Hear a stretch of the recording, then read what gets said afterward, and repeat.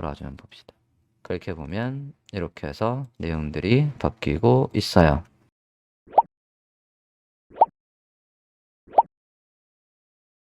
이제 페이저의 위치를 잡으려고 해요. 여기 페이저의 위치를 잡으려고 합니다. 이거 아까 우리가 HTML에선 지금 상태에서 보면 위에 있거든요.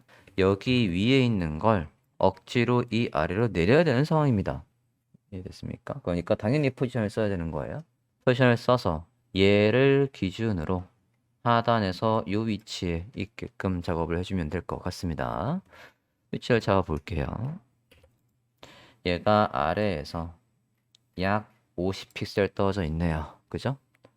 그러고 크기도 확인해 볼게요. 크기도 확인해 보면 12에 12. 위치를 잡아 보도록 하겠습니다. 저는 이걸 어떻게 잡을 거냐면 이만큼만 나오게 할 거고요. 그게 아래에서 50픽셀이었죠? 50픽셀 위치에 있게 할 거고 그 안에 페이저 가로 배치는 플렉스를 쓸 거예요. 사이사이 공간은 갭을 쓰면 되시겠고요. 넣어볼까요?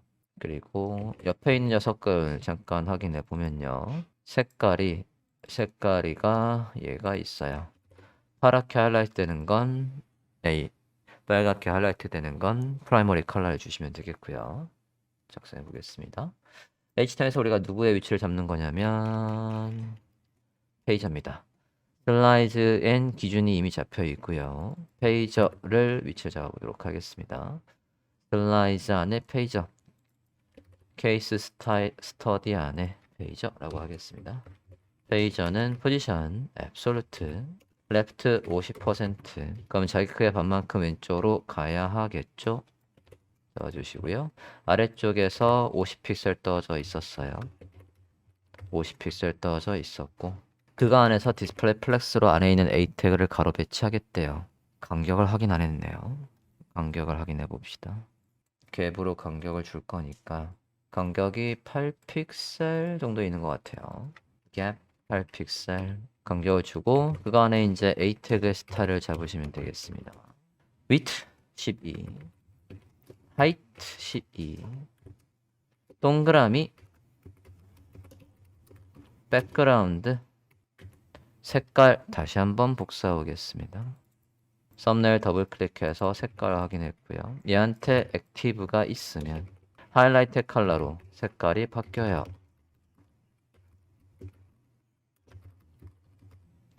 프라이머리 컬러로 바뀐다 라고 하겠습니다. 안에 글씨가 사라져야 되겠네요. 글씨 텍스트 인덴트를 이용해서 기본적으로는 왼쪽으로 가라고 하면 되겠죠. 오버플로 히든도 걸어서 안 보이도록 합시다. 브라우저면 다시 볼게요. 네, 스타일 잘 잡혔는데 디자인보다 제가 안에 있는 컨텐츠들이 아래쪽으로 많이 배치됐나 본데? 그리고 잠깐만요. 위에 저 탑값 좀 다시 한번 확인 좀 하겠습니다. 얘한테다 탑값 80 맞고 이게 지금 몇 줄이야? 세 줄, 세 줄. 디자인도 6줄이었나 볼게요.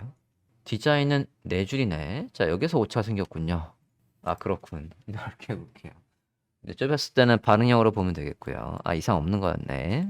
페이저의 위치 잡고 그거 안에서 요소 배치하는 건 이제 플렉스가 있으니까 아주 쉽게 A 태그들을 가로 배치했고요.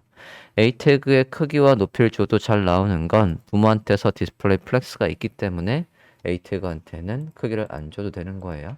부모한테 플렉스라고 하면 자신 요소들을 플렉스 아이템화해서 배치를 하겠다는 얘기가 되니까 그러면 CSS는 완료가 됐고 이제 스크립트에 가서 클릭을 했을 때 아까 우리가 액티브가 있으면 내용은 우측에서 살짝 그림자는 왼쪽에서 살짝 들어오도록 애니메이션이 작성돼 있었거든요.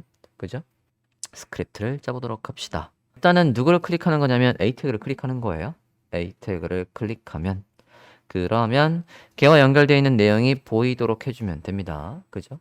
이게 뭐로 돼 있었습니까? 내부에 링크로 돼 있었으니까 A 태그랑 ID랑 매치가 되어 있었단 말이죠. 그걸 활용해서 작업하는 게 맞을 것 같습니다. 스크립트에 가서 작성을 해볼게요. 이게 변수예요. 복사할게요. 선택자 복사했습니다. 캡 들어가 봅시다. 케이스 스터디의 슬라이드라고 할게요.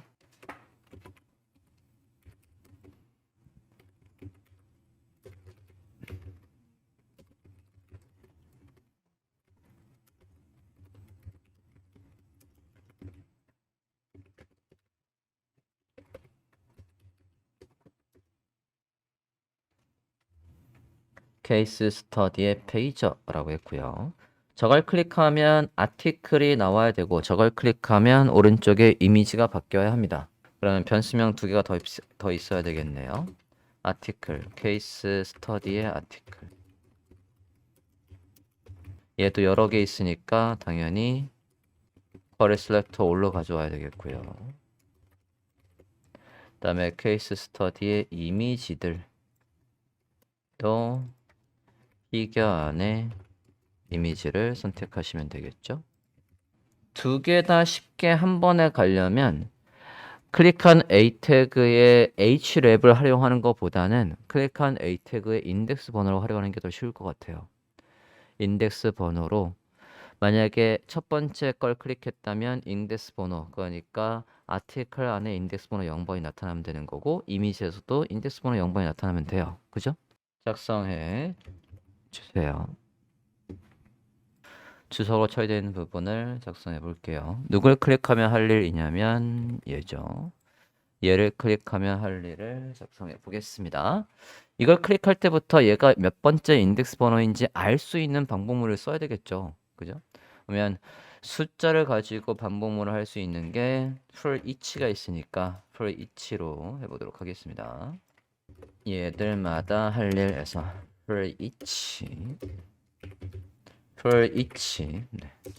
for each에는 함수로 매개 변수 2개가 들어가요. 그죠?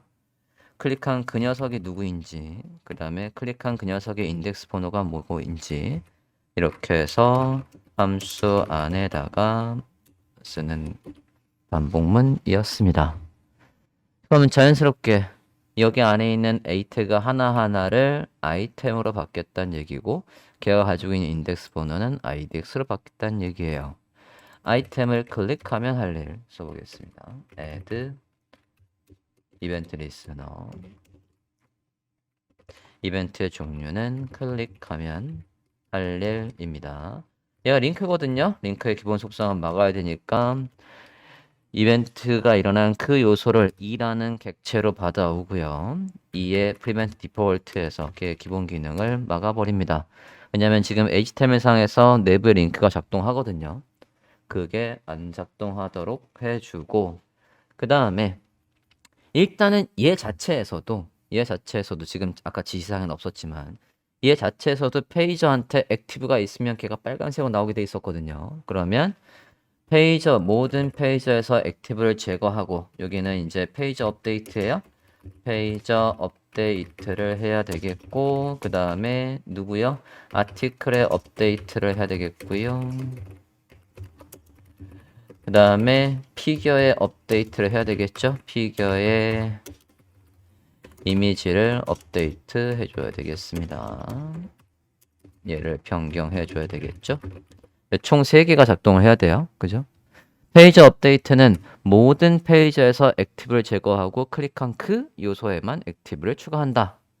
그러면 여기 안에 배열로 돼 있을 거니까 걔는 순번이 필요 없죠. 그냥 다 빼버리는 거니까 그냥 for 오브를 이용해서 그냥 페이저라고 해볼게요. 여기 안에 페이저 반복문을 이용해서 안에 있는 걸 페이저로 바뀌었다라고 한 거니까 클래스 리스트 리무브 해서 액티브를 다 빼버리고 클릭한 그 녀석은 얘잖아요. 그죠? 요 아이템에다가 액티브를 추가해주면 되겠고요. 액티브 이렇게 해서 해주시면 되겠습니다. 자, 이게 페이지 업데이트고요. 모든 페이지에서 액티브를 빼버리고 클릭한 그 아이템, 그 A 태그에만 액티브를 추가했습니다. 여기까지 됐습니까? 마찬가지 이거하고 똑같은 방식으로 누구도 해줘야 되는 거예요.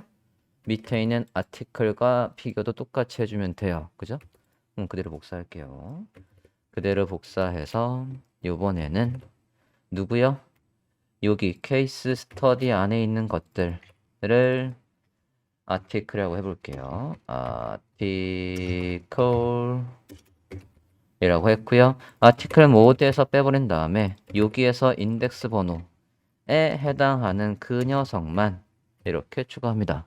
됐습니까?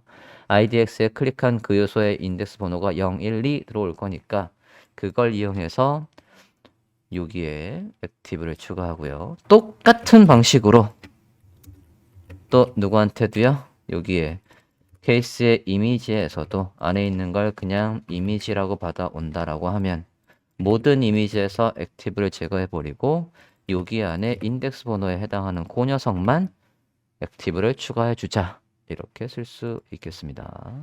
전체 코드 보여드릴게요.